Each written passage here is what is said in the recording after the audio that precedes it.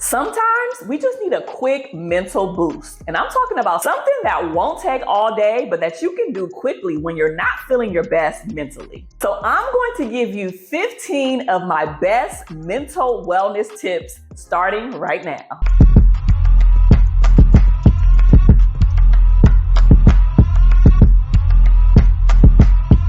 Hey, everybody. Welcome back to the Keandra Jackson Show.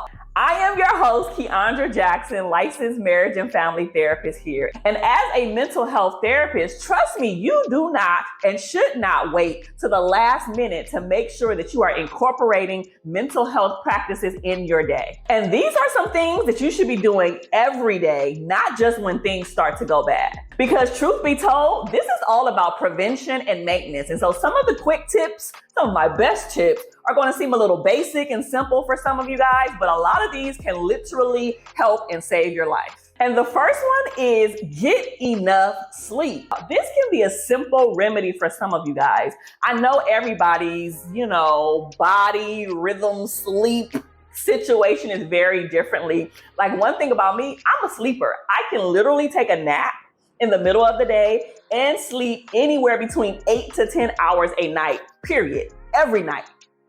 And if I don't get that, I'm a little grouchy. I don't play about my sleep, but some of you guys may not need that much. You might need 6 hours. You might need 7. You might need 8. Whatever your body is telling you to do, but allow yourself to get enough sleep. Some of y'all are having difficulty falling asleep, and some of y'all are having difficulty staying asleep. You need to figure out what that issue is and how to resolve it. Some of it can be as simple as creating a nightly routine. You cannot just go from working or doing all of the things with the kids and all of this stuff to just hopping into bed and going to sleep. A lot of us have to have our mind just wind down. So that means read a chapter from a book, take a nice hot shower or a bath, put your little lavender spray in the room, light a candle, listen to some soothing music. Do something to make your mind wind down so when you do actually go to sleep, it's an easier transition instead of going from all of the synapses fired in your brain because you were so busy to trying to go directly to sleep. That's a nugget for some of y'all. The next one is practice self-care. Now, I'm the queen of self-care. For the last probably 6 to 7 years, I have incorporated Self-Care Friday every single week where I do no work, no email, don't call me, don't text me, don't nothing me. And all I do is just spend quality time with myself. And often I'm at the beach because I live in Cali, by the ocean. I get massages, I get manis and pedis. Sometimes I just binge watch TV shows. I love to cook. It's very therapeutic for me, so I'll do that. I spend quality time with myself because I'm always giving so much to you guys. And so you need to figure out what that is for you. It doesn't always have to be like mani-pedis, massage, facials. It doesn't have to do that. It can be a simple walk. It can be a simple, quiet moment. It can be whatever you need it to be, but just take some time for yourself, especially if you are always on the go. You have a spouse, you have children, you have a career, you have businesses, you have all of these things on your plate. You're being pulled 1,000,001 different places. But if you're not good, how can you be good to your children?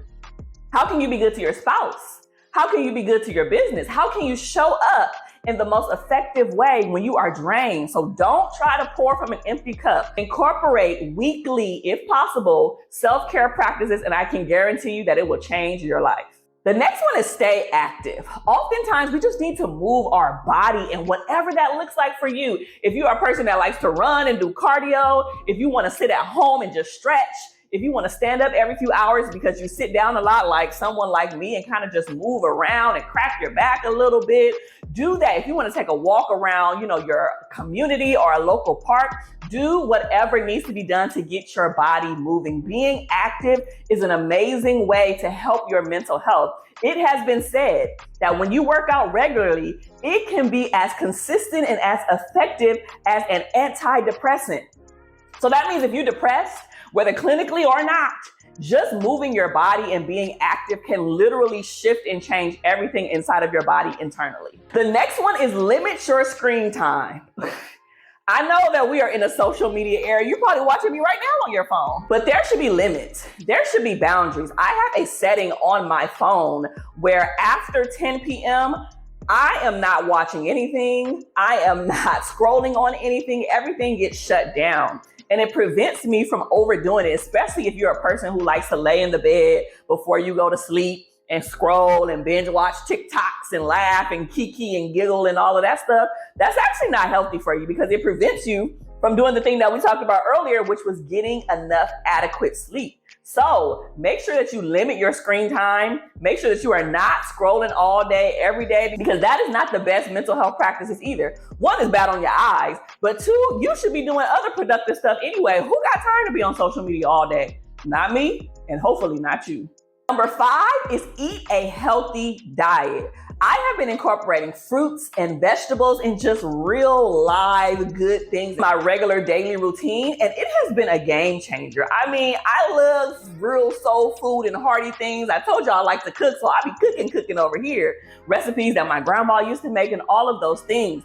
But that isn't something that we should be eating every day, all day. So fresh fruits, fresh vegetables, nuts, grains, things that are just really healthy for you should be incorporated into your day, into your lifestyle, because if not, it can have those adverse effects, not only on your mental health, but on your physical health. We know high blood pressure, diabetes, high cholesterol, just gaining weight, and all of those things can not only impact your mental health, but it can impact your self-esteem in so many other ways. So we want you to be your healthiest self by incorporating that healthy diet, whatever that means for you, every single day. Number 6 is to connect with others. This can do wonders for your mental health. I know we live in this age, like post-COVID age, where we were like in the house and on lockdown, quarantine, all of the things, but making sure that you are in person, connecting with your family, with your friends, any type of social groups, hanging out, going places. I think that does so much with your mental health in a good way. I know for me, I absolutely hate getting dressed, doing my hair, doing my makeup, getting on an outfit, driving, doing all of those things. And I'm like, don't nobody want to do this just to go out.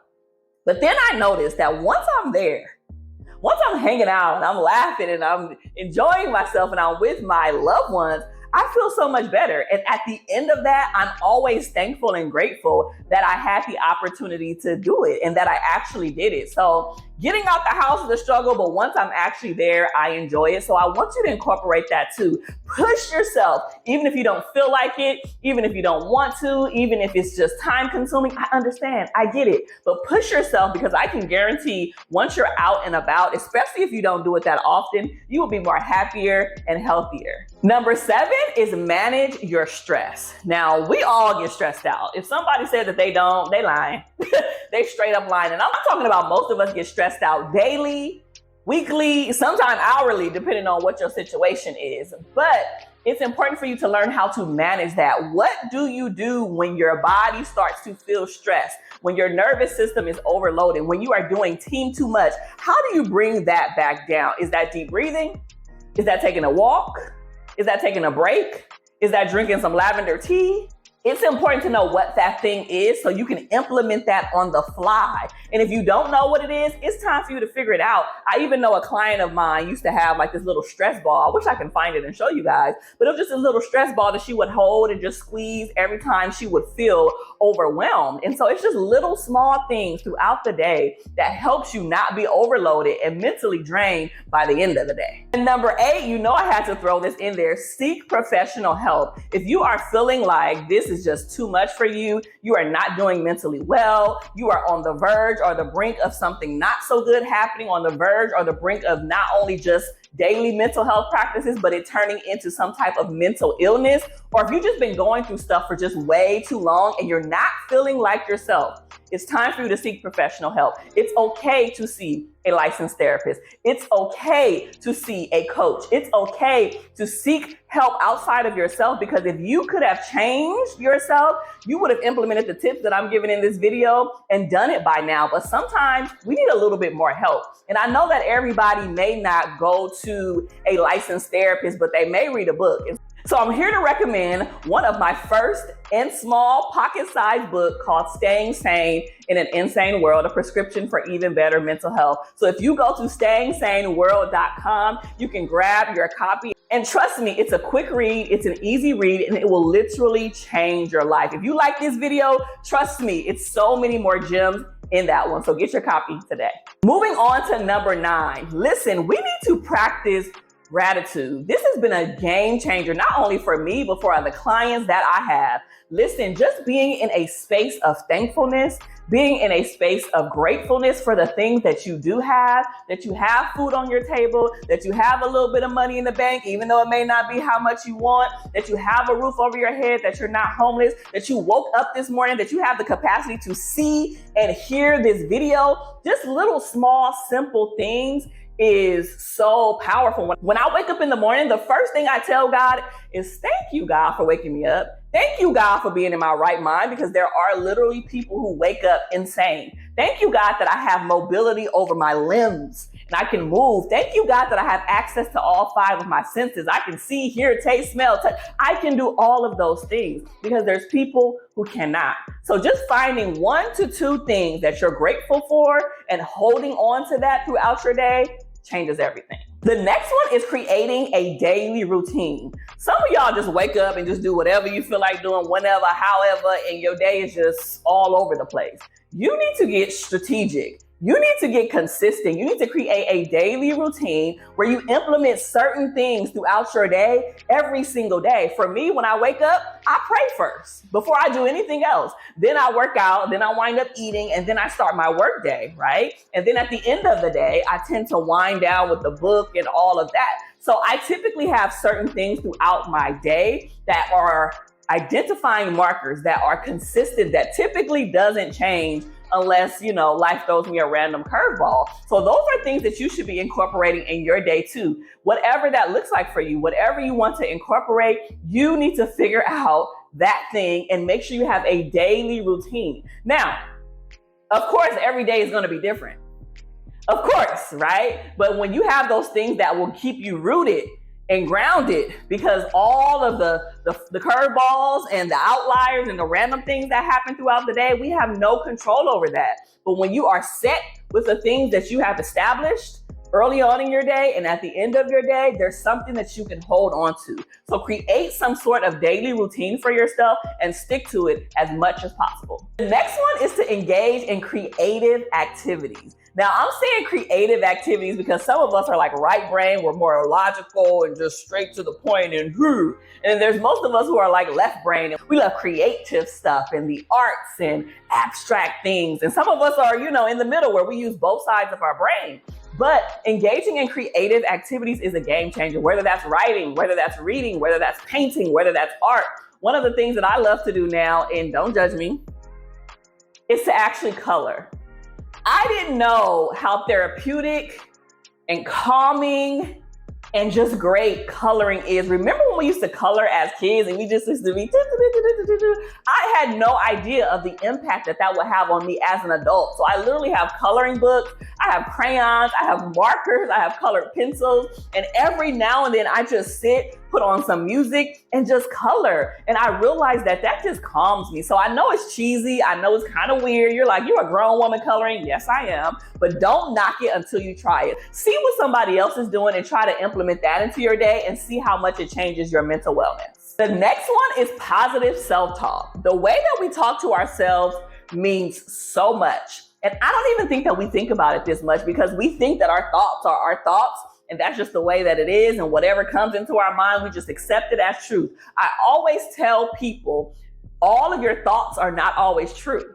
All of your thoughts are not always accurate. All of your thoughts are not always indicative of truth. And so sometimes we have to challenge those thoughts. So if a thought comes across your head that says you're ugly and you're unsuccessful and you're never going to be anything, do you just accept that as true?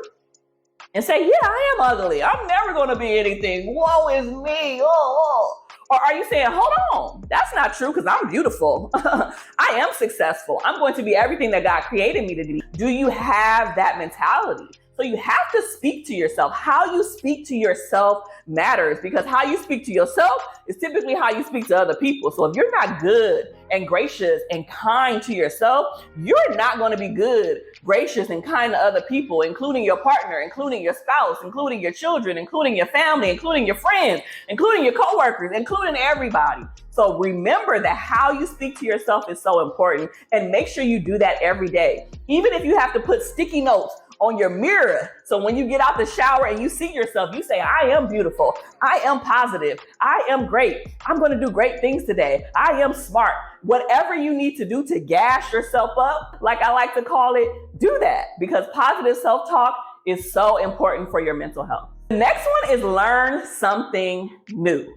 Oftentimes as adults, especially if you haven't been in a creative space, or if you're not like an entrepreneur like me, where you're constantly having to learn and grow, and you just kind of been in this rut, you don't typically learn new things all the time. You might learn something new on social media, but that isn't always sustainable or something that you remember. So I want to encourage you to learn something new, whether that is physically going back to school and learning a new concept, a new study, a new craft, a new career choice, whatever that means. Or if you're simply just taking like an online course, or if you are researching YouTube videos and Googling things and reading articles, those are new ways and ways that you can learn how to get some new information into your life, especially about things that you never thought of. So learning something new is a great mental health practice that will literally change the game and help you to create knowledge and help you to create a mind that is sharp and always on the go. So just know, a new hobby, a new book, all of that is included under that umbrella. So do something and learn something new today. Number 14 is focus on your strengths. Oftentimes, especially the clients that I have worked with, they can easily say all of the negative things about themselves. Pop, pop, pop, pop, pop, pop. I ain't this, and I never did this, and I need to work on this, and blue, blue, blue, blue, blue. Okay, cool. So what are some good things about yourself? What are your strengths? What are some things that you're good at? Then it's crickets. It's quiet. Well, I don't really know. Okay, can you give me one thing? One thing. I think that say something. You're good at cleaning. You're a good cook. You do your makeup well. There's something good about you. Oftentimes, people have a hard time identifying their strengths. And I don't want you to be that person. I want you today, actually as a homework assignment, I'm giving it to you right now. I need for you to create a list of your strengths. And I'm not even going to do too much with you. I'm just going to say, create a list of 10 things that you are good at, that you like, that you are strong at, that people say, you are good at this, or this is your strong point. If you have a hard time pulling from yourself, see what other people have told you. And typically those are positive things that are a good strength for you that you can hold on to. So create a list of 10 things, and those are the starting points of some of the positive strengths that you inhabit, incorporate, and I want you to not only write them down, but also to believe them. And then last but not least, number 15, I had to say this, is to limit your alcohol and your coffee intake.